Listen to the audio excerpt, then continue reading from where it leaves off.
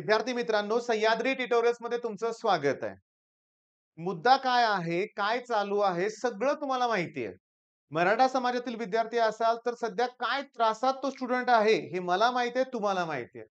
बरं हे काय चाललंय, हे गव्हर्नमेंटच्या लक्षात येत नाहीये का? येतंय, पण त्यांना काही करायचं नाहीये. मुद्दा काय, की या व्हिडिओमध्ये मी काय झालंय ते डिटेल बोलणार नाहीये. केवळ मी एक कॉमेंट बघा, मी इथं एक व्हिडिओ, एक फोटो तुमच्यावर शेअर करतोय. रोहन सोनावणे नावाचा स्टुडंट आहे. मी यश आराध्यचा व्हिडिओ बघितला. त्या व्हिडिओ खाली मला हे कॉमेंट दिसलंय. मी तुम्हाला सांगतो, बघा ना त्यानं कुठले मुद्दे मांडलेत. थोडंसं याच्यावर डिस्कशन करूया. पहिला मुद्दा त्यानं काय मांडलंय, की सरकार म्हणतंय आरक्षण दिलंय. आता ते जरांगे पाटील यांनी एवढे मोर्चे काढले. मराठा समाजाने पाठीमागच्या 2-3 वर्षापूर्वी एवढे मोर्चे काढले, शांततेत सगळे मोर्चे झाले. मग गव्हर्नमेंट कडून प्रत्येक वेळेस मिळालं आश्वासन, की आरक्षण देऊ तुम्हाला. 5 वर्षापूर्वी पण दिलं होतं. पण ते टिकलं नाही. मग बरोबर आहे, लोकं म्हणतायत ते टिकतच नाहीये आरक्षण. आता सुद्धा 10% दिलंय एस-सी-बी-सीला. माझ्या काही गोष्टी बरोबर चुकीच्या असू शकतात बरं का. 10% तरी मी ऐकलंय एस-सी-बी-सीला. ऑब्व्हियसली टिकेल का? आणि टिकायचं जाऊ दे, मिळेल का असा पहिला प्रश्न आहे. ह्याचं मागचं कारण तुम्हाला माहितीच आहे. काय? की हे जे सेतू म्हणजे तुम्ही डॉक्युमेंट जे सबमिट करता ते केंद्र म्हणूया आपण. तिथं म्हणतायत, की एस-सी-बी-सीला कास्ट व्हॅलिडिटी लागत नाही. बरोबर आहे. मी पण तेच म्हणत होतो, की मराठा समाजाला आत्तापर्यंत कास्ट व्हॅलिडिटीची गरज लागत नव्हती. ओपन मधून असाल, कुठल्याही समाजातून ओपन मधून असाल, तर कास्ट व्हॅलिडिटी नाही लागत. नाही लागत. पण आता लास्ट मोमेंटला मी असं ऐकलं, की 14 तारखेला आता काही दिवसापूर्वी नोटीस आली, की कास्ट व्हॅलिडिटी पाहिजे. माझे इतके स्टुडंट आहेत ऑफलाईन मधून, की ज्यांच्या कास्ट व्हॅलिडिटीसाठी मी स्वतःहून समाज कल्याण ऑफिसमध्ये गेलोय. तिथला कारभार बघितलाय मी. कास्ट व्हॅलिडिटी ही अशी गोष्ट नाहीये, की आज अप्लाय केली, की उद्या मिळेल. बिलकुल नाहीये. महिने-महिने लागतात त्याला आणि त्यात जर काही इश्यू आला, आणखीन मोठा प्रॉब्लेम आहे. आपला एक व्हिडिओ आहे, हिंदू, मराठा, धनगर असं मी टायटल टाकलंय. त्याला व्ह्यूज सारखे येतात. रिझन परत तेच आहे. आम्हाला अनुभव काय आला होता, जेव्हा मी पुण्याच्या स्वारगेटच्या समाज कल्याण ऑफिसमध्ये गेलो. तिथं ती जी माझ्याकडे स्टुडंट होती, तिच्या दाखल्यावर लिहिलं होतं हिंदू, मराठा, धनगर. ते पालक मला म्हणले, "सर माझ्यावर चला तुम्ही आपण भेटूया." तिथे पहिलं आम्हाला सांगण्यात आलं, की ते दिसतायत ना सगळ्या ॲप्लिकेशन, हजारो ॲप्लिकेशन्स हे गट्टे बांधून ठेवले होते. त्यातून तुमचं ॲप्लिकेशन शोधा, मग पुढे बघू आपण. आणि नशिबानं आम्हाला मिळालं ॲप्लिकेशन. एक शेजारी पालक बसले होते. ते पहिल्यापासून शोधत होते त्यांचं ॲप्लिकेशन. तिथं ते म्हणले, "तुमच्या मुलीचं नाव मी आत्ताच इथं बघितलंय म्हणून." नशीब ते मिळालं. आणि पुढचे 2 महिने आम्ही किती धडपड केली आम्हाला माहिती आहे. शेवटी मिळालं. मिळालं. पण एक्झामच्या अगोदरपासून ती धडपड सुरू होती. आता सांगण्यात आलंय, की व्हॅलिडिटी द्या, मिळणार नाही. तुम्हाला सांगतो व्हॅलिडिटी काढायला ते म्हणतात हे एक नवीनच आणखीन. नॉन क्रिमी लेयर आणि कास्ट सर्टिफिकेट एका पानावर नको आहे. मग दिलं कोणी? मी मागितलं का एका पानावर द्या म्हणून? नाहीच ना. तुम्ही दिलं ना. मग दिल्यानंतर ते ग्राह्य म्हणलं पाहिजे. त्यात काय इश्यू काय? 2 वेगळ्या पानावरच द्या. पुन्हा वेगळाच प्रकार आहे. पण 5 जुलैच्या जी-आरमध्ये ठीक आहे, एका पानावर चालेल असं म्हणण्यात आलं. पण हे अजून लोकांना मान्यच नाही ऑफिसमधल्या. मुद्दा असा आहे, अप्लाय केलं तरी साहेब म्हणतायत म्हणूया आपण व्हॅलिडिटीला कमी 2-3 महिने लागतात. लावतात 2-3 महिने.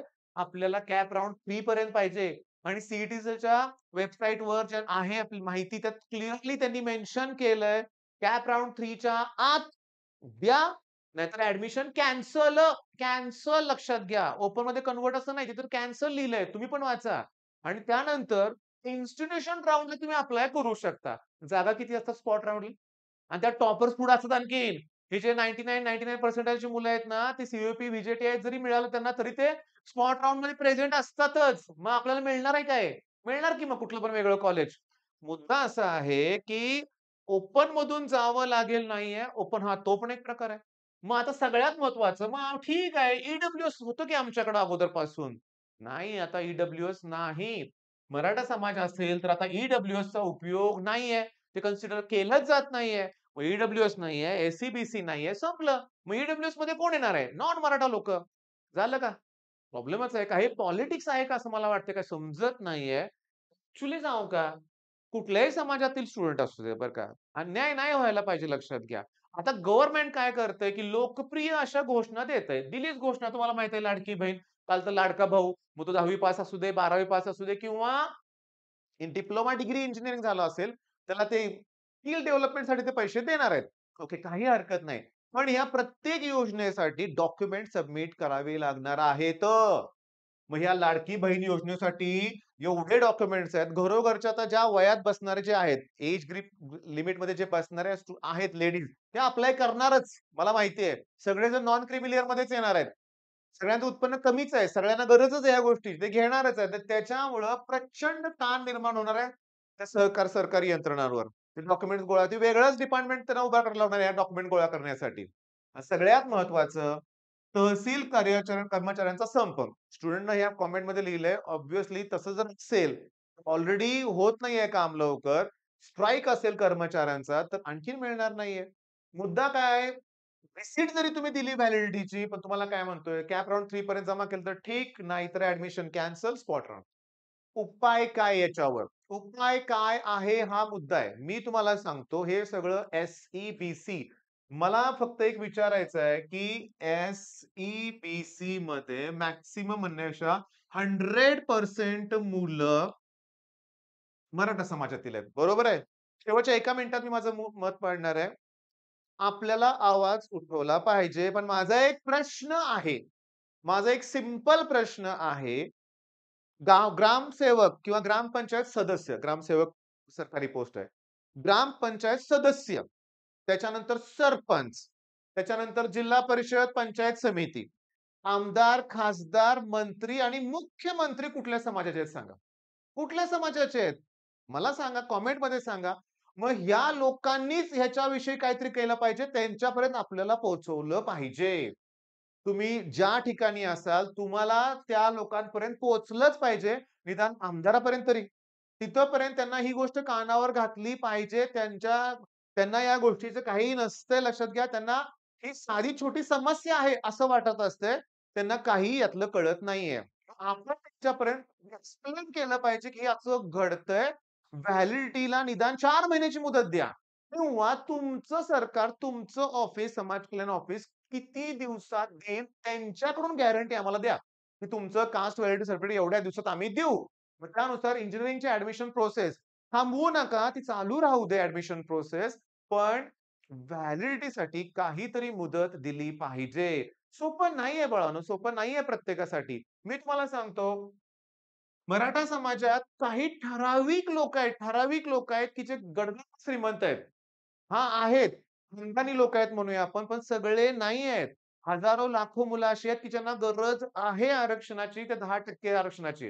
किंवा ठीक आहे, ई-डब्ल्यू-एस ते तर द्या. एस-सी-बी-सी होत नसेल, तर ते तर दिलं पाहिजे. किंवा ती भीती काय थोडी मोठी आहे व्हय? केवढी मोठी भीती आहे, की आमचं ॲडमिशन जर कॅन्सल झालं तर करायचं काय? मर अभ्यास केलाय. सी-ई-टी तेवढे मार्क पाडलेत लक्षात घ्या. ॲडमिशन मिळतंय पण. मिळतंय. पण तुम्ही म्हणताय व्हॅलिडिटी दिली नाही तर आम्ही ते कॅन्सल करू. मग काय उपयोग आहे? अरे सोपं नाहीये. ई-डब्ल्यू-एसमध्ये किंवा एस-सी-बी-सीमध्ये किंवा इकॉनॉमिकली बॅकवर्ड ह्याच्यामध्ये म्हणूया आपण, ई-बी-सीमध्ये 50% फी सवलत आहे. इन्स्टिट्यूशनल राउंडला जर आम्हाला सगळी फी भरायला लावत असतील लोकं, सारखं नाहीये. मी हे कुणाच्याच बाजूने बोलतोय, की ज्यांना खरोखर मराठा समाजातील मुलं आहेत. आता खोटं सांगू का? या स्टेजला मला माहिती आहे. मराठा समाजातील काही लोकं जे आहेत पैशानं श्रीमंत, ते पैशाच्या जोरावर व्हॅलिडिटी आणतील सुद्धा. मग इथं खरोखर गोरगरिबावर अन्यायच होणार आहे. किंवा मला आता बोलायचं नाहीये, पण बोलतो मी, की बऱ्याचशा ठिकाणी सरकारी योजनामध्ये प्रचंड भ्रष्टाचार असतो. मग व्हॅलिडिटीसाठी सुद्धा मोठा भ्रष्टाचार होऊ शकतो. आम्हाला लवकर पाहिजे ना, घ्या. हे व्हायला नाही पाहिजे. मग माझी एक तुम्हाला रिक्वेस्ट आहे, की आपण सगळ्यांनी प्रयत्न केले पाहिजे. मी तुम्हाला सांगू का, मी कोरेगाव तालुक्यातील आहे. आमचे आमदार महेश शिंदे साहेब आहेत. त्यांच्यापर्यंत मी ही गोष्ट पोहोचवणार आहे. भरपूर कार्यकर्ते आहेत, की नक्की ते पोहोचवतील. तुम्ही सुद्धा पोहोचवा आणि ही गोष्ट आपण त्यांना रिक्वेस्ट करायची, की हे शिक्षण मंत्र्यांपर्यंत जाऊ देत. त्यांना कळू देत, की हे प्रॉब्लेम व्हायला लागलाय. मराठा समाजाची ताकद खूप आहे. खूप आहे. मी तुम्हाला सांगतो अशा वेळेस ही गोष्ट आहे ना, म्हणजे हे जे विद्यार्थ्यांचा जो ताण आहे, विचार करा ना, की हे कॉमेंट मी बऱ्याच ठिकाणी पण दुसऱ्या व्हिडिओमध्ये पण बघितलं या मुलाचं किंवा बरीचशी मुलं आहेत, की अक्षरशः सांगतो, की खेळच मांडलेला आहे. मग हे गोष्टी नाही व्हायला पाहिजेत. या गोष्टी व्हायला नाही पाहिजे. तर माझी एक रिक्वेस्ट आहे सगळ्यांना, मी क्लिअरली सांगतो, की YouTubeवरचे प्रत्येक शिक्षक आता मी हा व्हिडिओ तयार करायच्या अगोदरच ना भरपूर लोकांशी बोललोय. सगळेजण याच्यावर व्हिडिओ तयार करणार आहेत. प्रत्येक मुलांपर्यंत ही गोष्ट पोहोचणार आहे. त्यांना काय करायचं मी तुम्हाला सांगितलंय. आपल्याला ते मेल करावं लागेल. आपल्याला ते ट्वीटचा यूज बरेच जण नाहीत करत. मी पण नाही करत. पण तो एक चांगला मार्ग आहे. जर आपण ट्रेंड तो जर आणला समजा काय असतं ना म्हणूया आपण. तसं जर केलं तर त्यांच्यापर्यंत पोहोचतोय वेळेवर. कोव्हिडच्या काळात ना तसं झालं होतं आणि YouTubeवर लोकांनीच एकत्र येऊन ही गोष्ट सरकारपर्यंत त्यावेळेस पोहोचवली होती, की सी एक्झाम पोस्टपोन करा म्हणून. आणि ते झालं होतं त्यावेळेस. मग तसंच यावेळेस पण होईल. पण प्रयत्न करावे लागतील. हा एक व्हिडिओ नाही, अजून व्हिडिओ बनवावे लागतील आणि आपल्याला आपले जे नेते मंडळी आहेत ना, त्यांच्यापर्यंत ही गोष्ट पोहोचली पाहिजे. मी मुख्यमंत्री साहेबांचं एक भाषण ऐकलं होतं. मुलींना पूर्ण शिक्षण माफ आहे. का? तर त्याच्यामागचं कारण जरा डिस्कस नाही करायचं. मला एक वाईट घटना घडली होती. त्या दिवशी त्यांना झोप नाही लागली. रात्री 3 वाजता त्यांनी मंत्र्यांना फोन केला. त्यांनी उचलला. सगळ्या गोष्टी घडल्या. मग हे पण घडू शकतंय. एवढी तर एक हजारो मुलं जर तणावात असतील, तर ऑब्व्हियसली त्यांच्याकडून चांगला रिस्पॉन्स मिळणार आहे, अशी आपण आशा करूया आणि प्रयत्न करूया. All the best.